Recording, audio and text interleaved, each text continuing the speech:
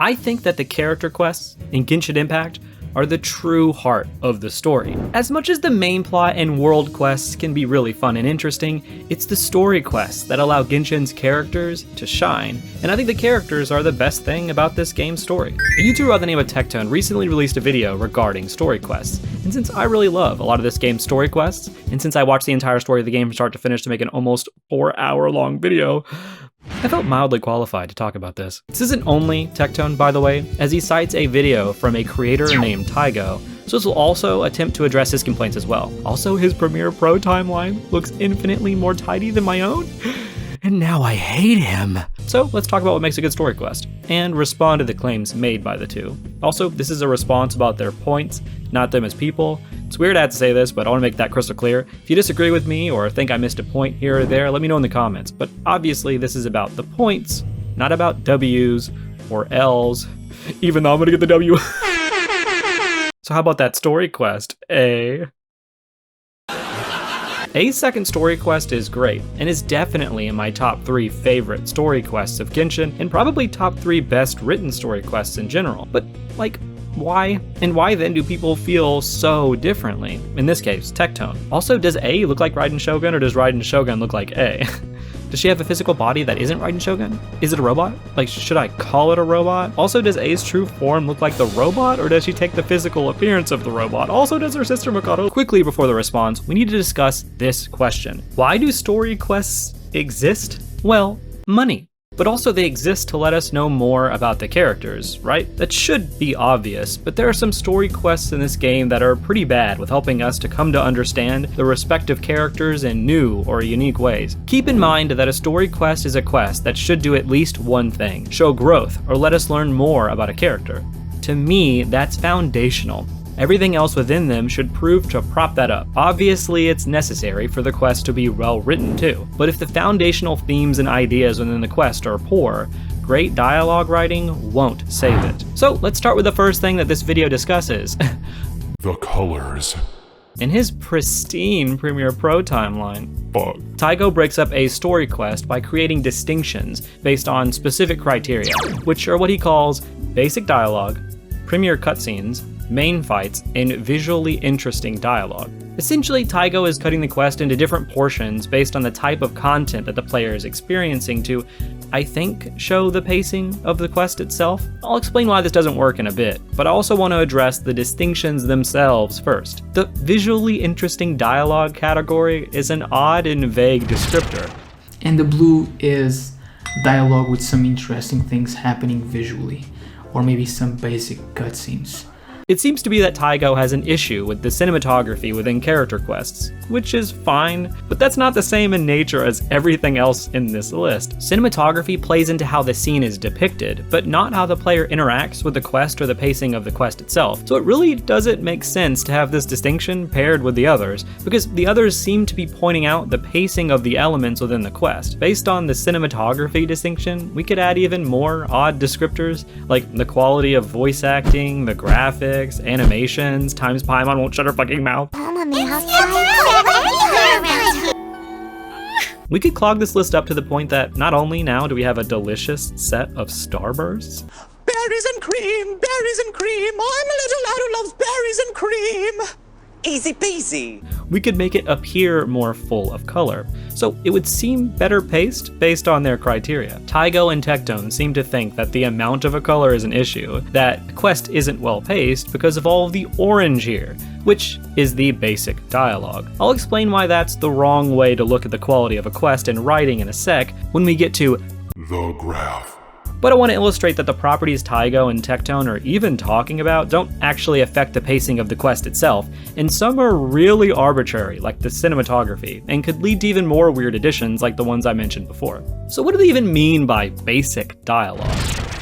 It's just too much dialogue. I get bored pretty fast. There's too much reading, and I feel like also a lot of the same information gets repeated. It just feels very dragged out. And also you will maybe notice that there's a lot of pauses when the characters are talking, like it's over exaggerated. And I don't know, it just gives me a feeling that like they're trying to drag out the content as much as possible. And I think it just ruins the entire thing. And they talk They talk about nothing. They talk about nothing. And if they talk about something, they repeat the same shit over again.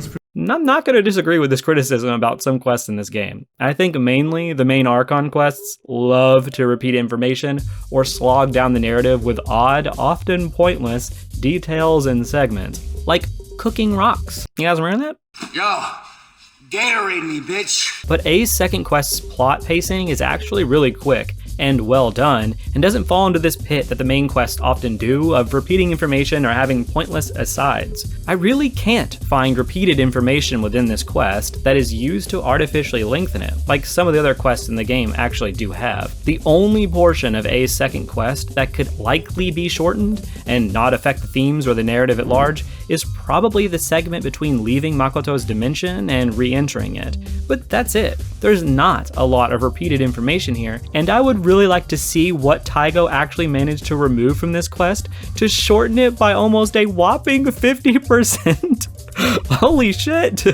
He places this on the screen, but doesn't seem to explain what the essential information to the quest even is. Because again, he doesn't really talk about the writing, themes, pacing of the plot elements, etc. Like I said before, Tygo, and as we'll see with Tectone, basically just says that the dialogue is boring, repeats information, and looks visually dull most of the time. But he doesn't give specific examples of repeated information or the dialogue being bad. Also, it's like I said before, but The colors. do seem arbitrary. Earlier, Tygo said that he removed fights with the mobs from the colors and graph because it wasn't considered to be actual gameplay. Yet he's keeping dialogue that he doesn't seem to acknowledge as good in his calculations.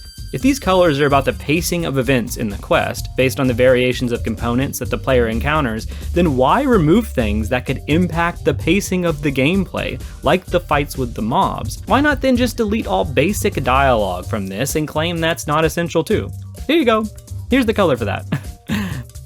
It's colorless. That's the point. Should we get into the graph finally? Let's get into The graph. This graph is meant to show the whopping amount of basic dialogue within the story quests, and meant to indicate that this is the issue with all story quests in the game. That characters often talk, shut the fuck up, Simon! But let's be clear here, the length of dialogue should only matter if it's incredibly repetitive information, or goes on way too long about nothing, or is obviously poorly written. Story quests will have a lot of dialogue. They're story quests that are, like I said at the beginning, meant to have us understand these characters and see them develop. It's an odd complaint that they're mostly dialogue-oriented quests. It would be like saying that the reputation board bounties in the game don't have enough dialogue in them, and they have too much fighting, so they're not well paced. Do you see this shit? Do you see this? It would be an odd complaint, because in the pacing of the game, as a whole, story quests are meant to be mostly story, used to break up other components of the game, such as exploration and combat, and endgame, if it existed. So we talked about how the amount of dialogue isn't what truly matters, it's what's in the dialogue, as well as the fact that the colors used here are pretty arbitrary and don't show the actual pacing of the story itself. So let's look at how this story is actually paced, by looking at my Own graph. Here it is. The graph's percentages are based on the pacing of the story beats within the quest itself. This shows the pacing of the story itself and doesn't include arbitrary factors related to the quality of the quest's presentation, such as the cinematography or amount of premiere cutscenes. Speaking of, this graph does include everything though. Each portion includes the walking to the quest, fighting mobs, and fighting bosses. I included the walking because it doesn't really add much time on top, but the fights all prove to enhance the story itself, so I can't just remove those. That's why you see these two portions as larger, because they both include boss fights with Raiden Shogun. So then let me explain what's in this graph, story-wise. This is the intro. That's what it says that it is, and that's what it is. It's easy to comprehend. You're starting to piss me. It also includes the Rift Town fight and meeting A, as this sets the scene for the rest of the quest. A encounters soldiers from the past who fought for the future. When she faces her past, her body starts to reject her. Her body being the Raiden Shogun, an embodiment of her previous views on eternity. This portion sees A seeing the past of the attack on Inazuma, and she has to face the loss head-on by encountering the physical manifestation of the soldiers during that time. A's dreams were never allowed to survive. She lost her dreams, and so resigned to taking away the dreams and ambitions of others and keeping the country stagnant so as to not lose anything else. This portion takes a deeper look into A's motivations for wanting to keep Inazuma stagnant.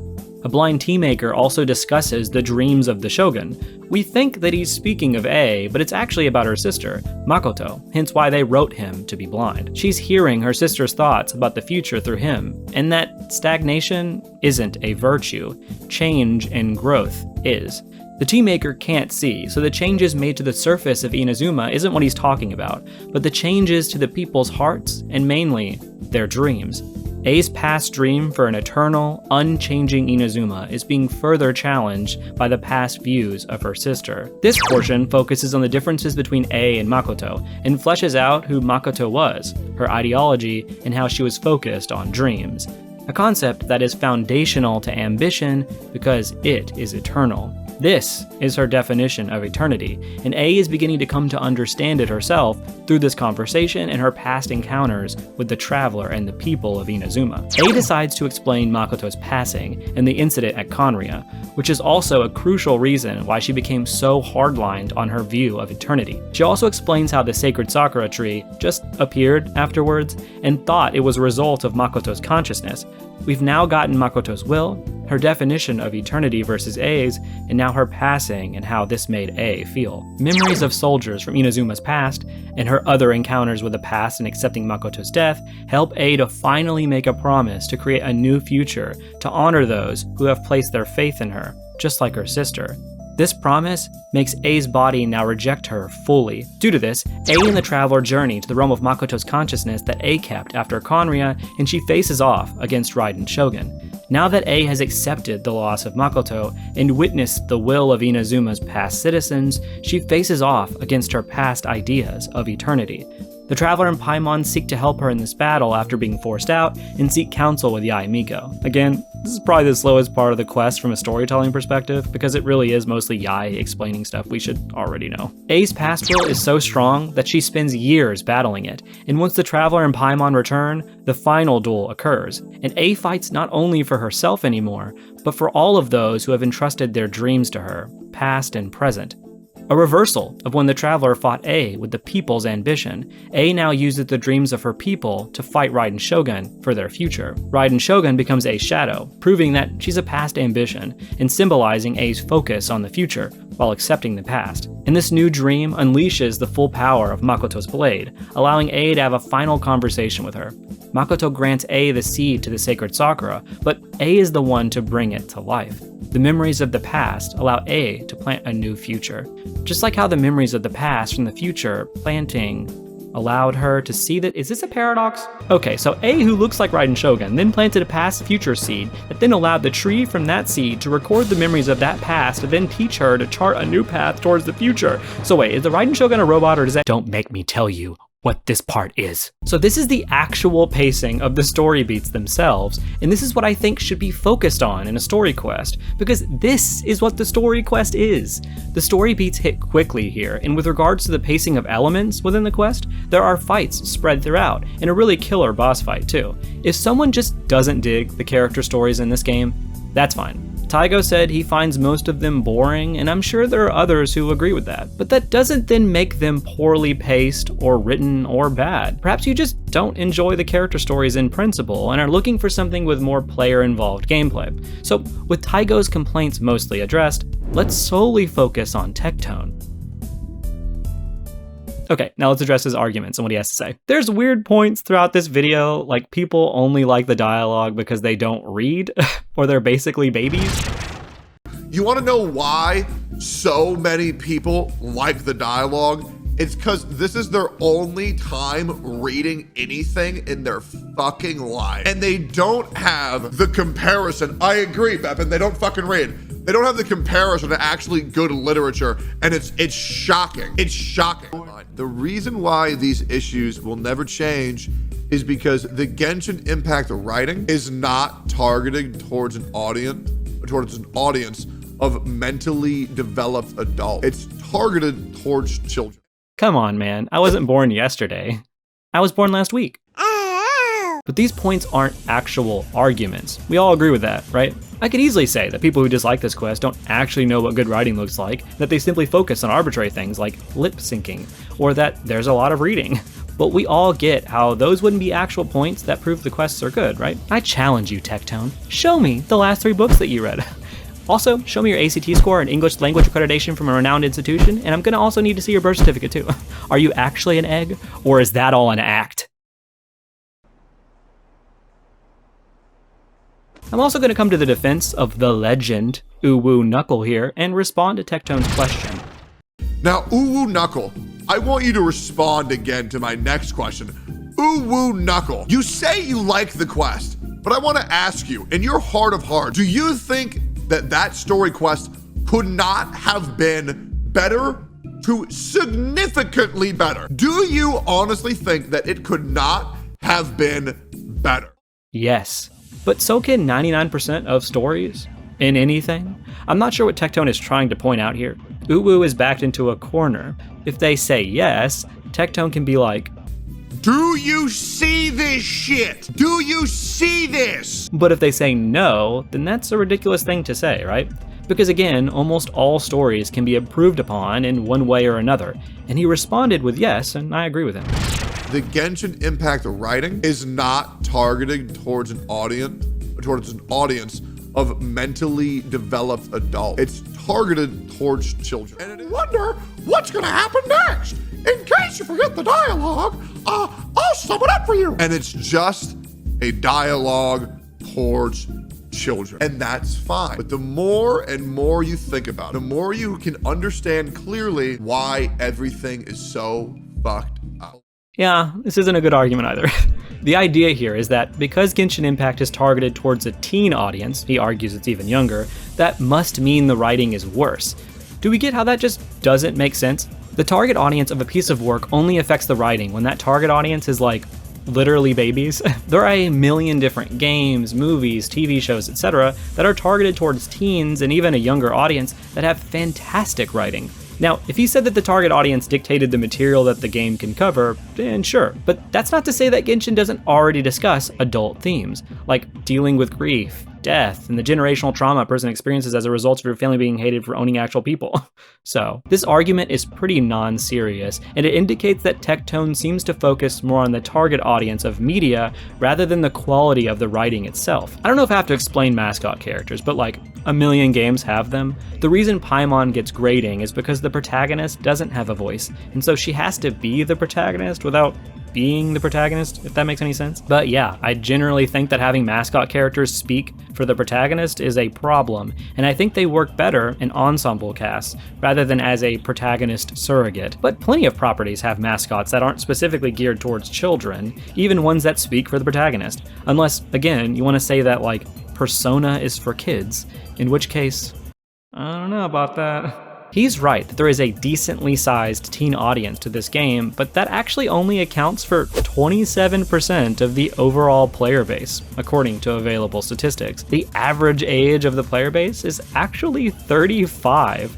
So this may just be two things. One, younger people could tend to use platforms like YouTube more than those who are older, so the demographics look like there's more child players. Or two, Tectone's audience may just be younger, which isn't a slight, that would be fine. But that would explain why he believes that there are so many children playing the game when the available information shows otherwise. So what I'm saying is that you've got babies watching you, Tectone.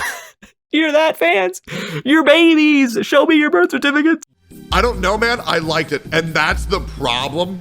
And that's the problem, is that people settle with, oh, I liked it, and they consider that good enough. I completely agree with him here, but I think that regardless of if someone likes or dislikes a quest, they need to give a reason why, if that's their whole point. The point of his video seems to be that the game's story quests are bad, and that especially a second quest isn't good either. But the video does often feel like Tectone just saying, well, I dislike that, which is totally fine. I mean, you could say that you don't like social links or the main quest in, say, the Persona games again, because there's too much dialogue, but that doesn't mean that the story or dialogue is bad or poorly written. Specific examples will need to be shown to prove this. Regarding the dialogue specifically, I think Genshin can rely heavily on expository dialogue, which can be a problem. Also, the main story quests are not paced well, but like the issue with repetitive information, I find this to primarily be an issue with those main story quests, rather than the character quests. Ultimately, I find the complaints here to be either arbitrary or oversimplified. I think that the writing in this game deserves more time and effort dedicated to dissecting it. Its themes, pacing, dialogue, everything needs to be looked at with more care, because I genuinely do think that, at times, it can be one of, if not, the best things about this game. So I wanted this video to be more focused on the story itself, and I hope I showed that a story quest needs to be analyzed by its story rather than by its cinematography, the amount of cutscenes in it, or what the game's target audience is. Oh, also Tygo made a second video about this, and I actually agree with it. He talks about how the protagonist should speak, which I also mentioned here in this video. Oh, and he also says this. I realized one of the reasons why I'm not even like trying to pay attention to the quests anymore is because, I missed a lot of information since the beginning of the game. And so now it's like, it's just too much work to go back and try to remember or learn everything. And based on that, which might be something that a lot of people can relate with, I'm gonna make a positive suggestion, something cool to end the video on. And that is, imagine, right? If a YouTuber named Altered Maverick actually did recap the whole story and put it in a video for everyone to enjoy. But seriously, if you're interested in a video like that, check it out. It actually recently randomly blew up. Like, it took me 4-ish months to make, and then for like 3 months it was just sitting around 900 views and then randomly blew up, which is even crazier considering the same thing happened at the same time to my other channel too. So I just wanted to say thank you. But thank you for watching this video. If you're interested in the huge retelling, it's right here. And if you're interested in looking at my other channel, which is focused on anime and video game analysis, you can check that out right here. I'll see you next time.